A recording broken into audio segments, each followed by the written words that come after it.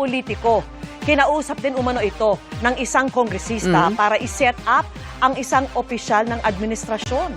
At nakatutok si John Consulta.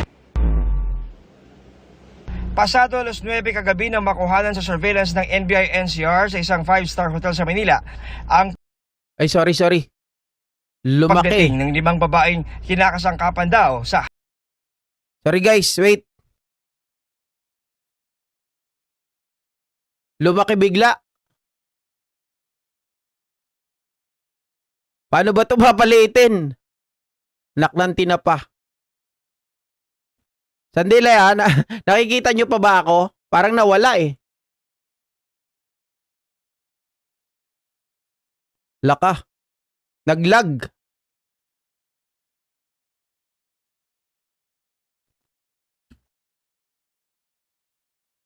Dali guys ha. high-end human trafficking.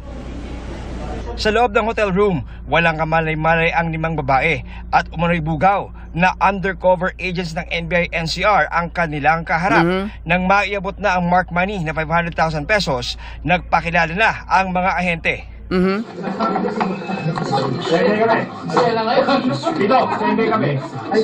Kung magsabihin mo, maaaring gamitin laban sa'yo. So kung meron ka mang gustong sabihin, nirarapat namin na kumuha ka muna ng sarili mong abogado. Sinicure ng mga ahente at DSWD ang 5 babae. Arestado naman ng isang lalaking pinakabugaw at siyang kumakausap sa mga high-end na kliyente.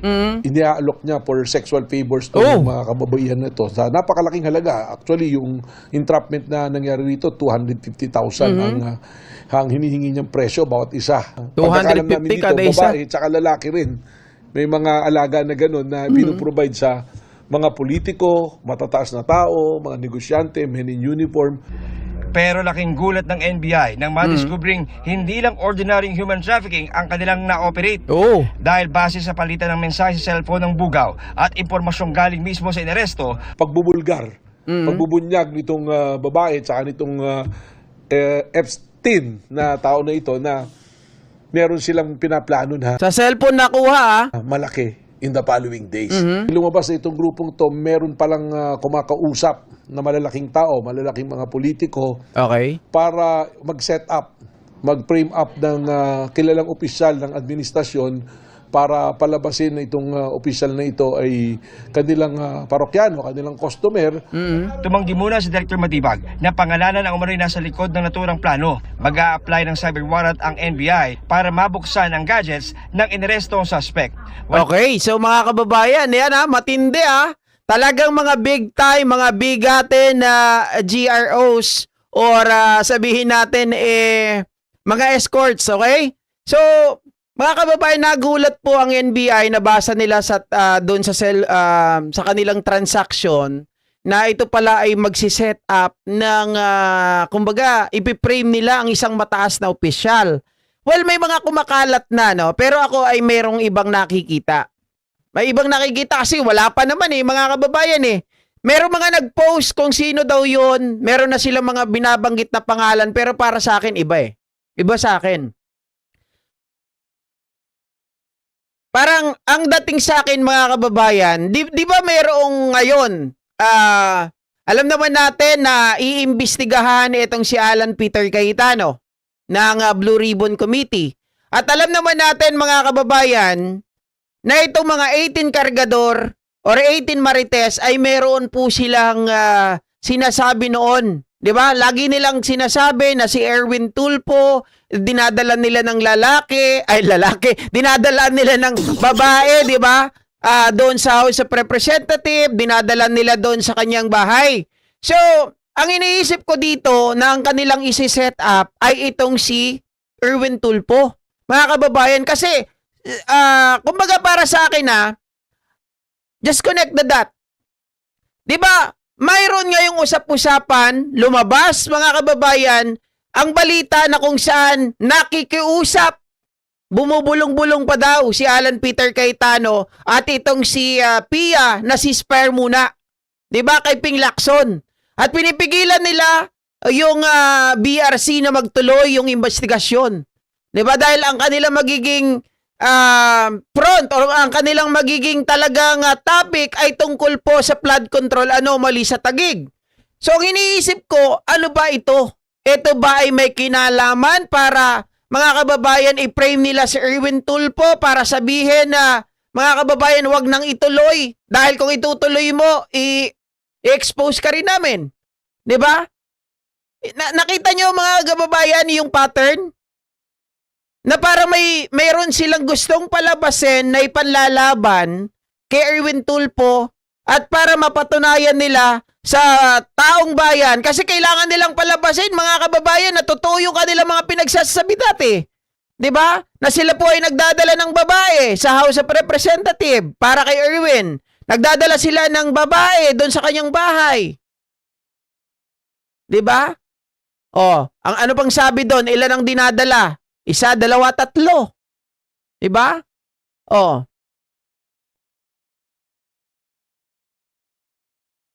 Sabi ni Ma'am Jo, babuyin ang mga mabubuting senador, alam na this. Mga tauhan kaya ni Mike Defensor yan? Sino ang utak? Yan ang katanungan. Sino ang utak, mga kababayan? Kasi yung nabasa ko na isang post ay mukhang taliwas. Ito naman yung kanilang ito naman yung kanilang side or sabihin natin yung kanilang opinion. Nakita ko sa isang post mga kababayan nang nagre-ready daw, ito nakita ko lang, hindi sa akin ang galing. Nakita ko sa isang post kay Attorney Palsis ata, ang sinasabi niya, nakuha daw niya sa kanyang Tweety board na yung tinutukoy dito na mataas na opisyal, mga kababayan, nasa gobyerno din, ang magse-set up para idawit ang isang kilala rin na taong gobyerno ng administrasyon. Sabi nila, ang tao daw na ito, mga kababayan, ay itong si Lailo, di ba? Lai, tapos Low. Hindi Laylo Lailo, si Promil Kid ang sinasabi nila, mga kababayan. At ang gusto daw idawit ay itong si ES Recto. Yan ang kanilang sinasabi. Pero sa akin, iba ang basa ko. Kasi wala pa naman Hindi pa naman lumalabas yung balita, di pa pinapangalanan Isasabi na pa lang mga kababayan, di ba? Hingi pa lang po ng permiso ang NBI para mabuksan yung nilalaman ng kanyang gadget ng cellphone. So ibig sabihin hindi pa talaga kilala.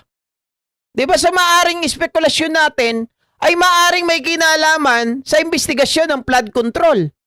Di ba? Para hindi yun matuloy kasi pwede nilang gamitin yun Di ba? Kaya lang, kung ako naman kay Erwin Tulfo, dahil kung hindi naman totoo, sige.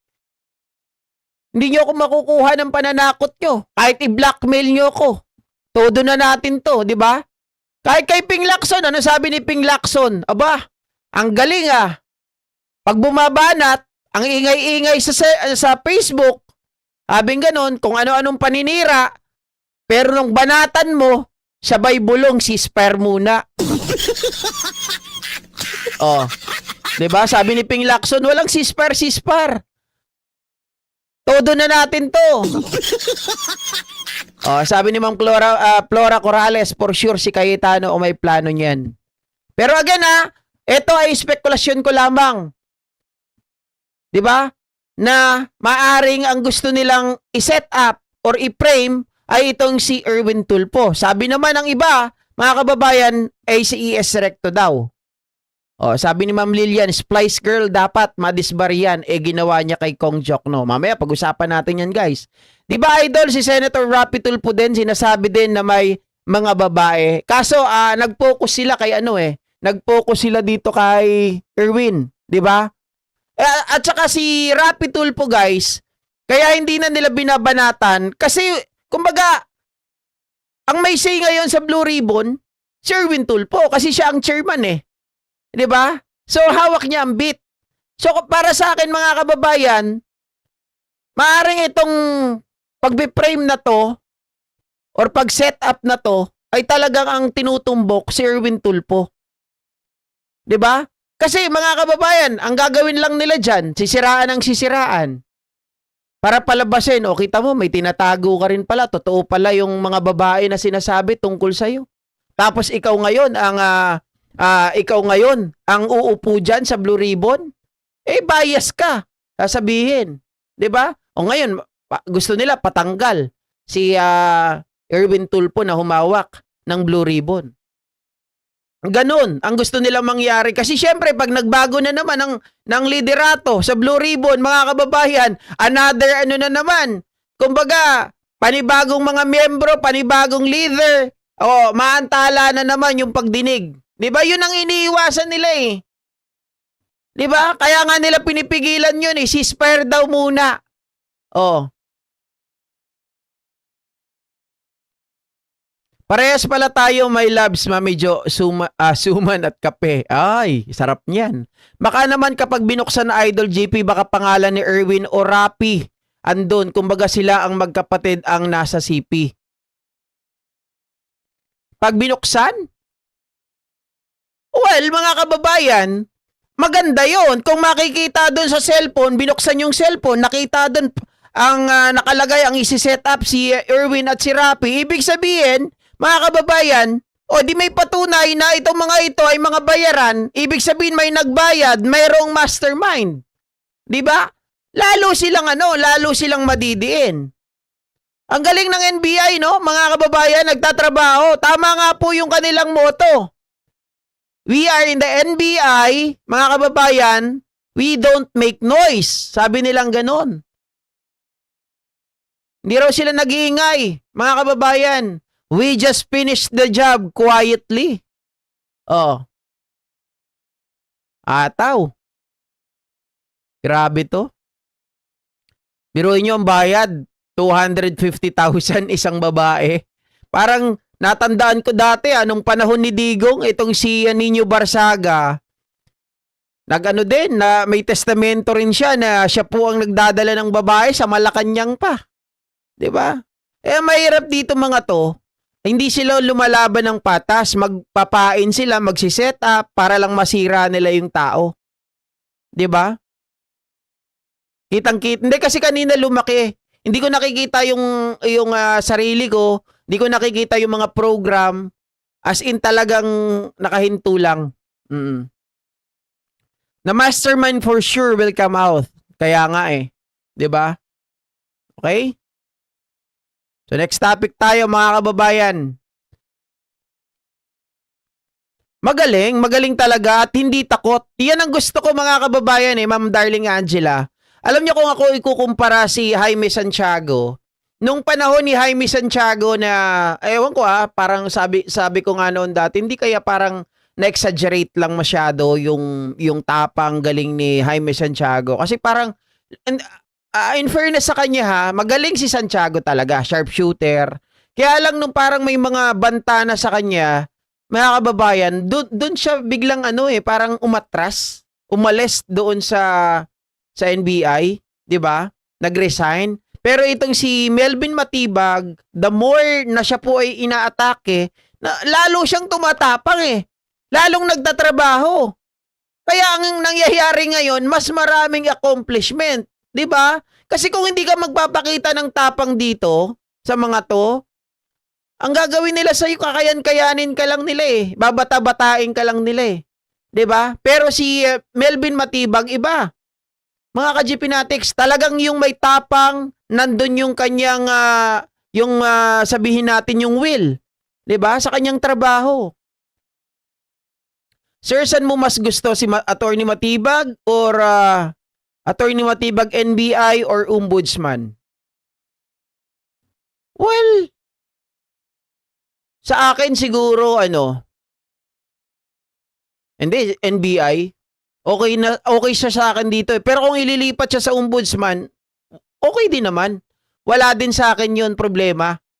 'Di ba? As long as nagtatrabaho talaga. Pero nakikita natin ngayon very effective si Melvin Matibag sa NBI Bakit natin aalisin? 'Di ba? Bakit natin ililipat agad? Ilipat natin 'yan kapag kailangan. Kung nabakante yung Ombudsman, then lipat natin siya. Pwede 'yun. 'Di ba? Pero kung ngayon effective siya tapos aalisin mo, parang hindi naman maganda. Ma'am Naomi Shin, Besh, mga DDS lang naman ang magagawa niyan, boss. GP sila ang magtatanim ng mga kabubuan at ang target ay ang PBBM admin na gusto nilang ilaglag. Correct. Ma'am Connie Ratleg, magising na kaya ang mga DD shit na kulto? Habang inaatake lang,